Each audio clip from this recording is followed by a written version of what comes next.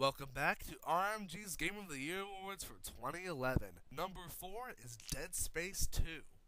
And this game was one of the first major releases of 2011 and it was the first time that I myself had picked up a collector's edition of a game.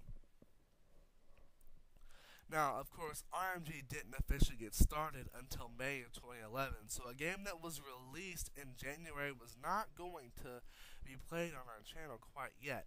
However, we did play Dead Space 2's amazing multiplayer on the channel, and you can find that in a link in the description below. Now, I can say without a doubt in my mind that I am a big fan of Dead Space, and I am happy with how the franchise was improved on from the original. Dead Space 2 adds new weapons, new monsters, and a brand new setting that is completely different from the Ishimura, which was a more restricted setting in the first Dead Space. However, the reason this game is not higher on our list is simply due to the fact that compared to Dead Space 1, Dead Space 2 just isn't as scary.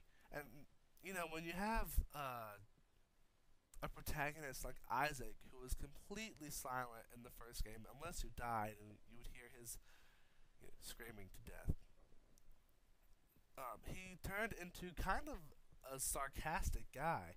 And I didn't feel like, while, yeah, it added to his character, it really didn't help the overall mood of the game, and that definitely kind of brings it down a bit. The single player campaign is definitely the highlight. The multiplayer is pretty good.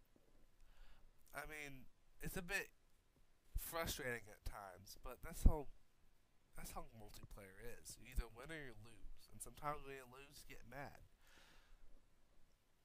But the multiplayer, you get to choose between. You get to play as both humans and the necromorphs, and you have to do a variety of tasks as the humans to escape the necromorph outbreak. EA Sports, EA Sports, EA did release a DLC pack for free that gave us 2 extra maps.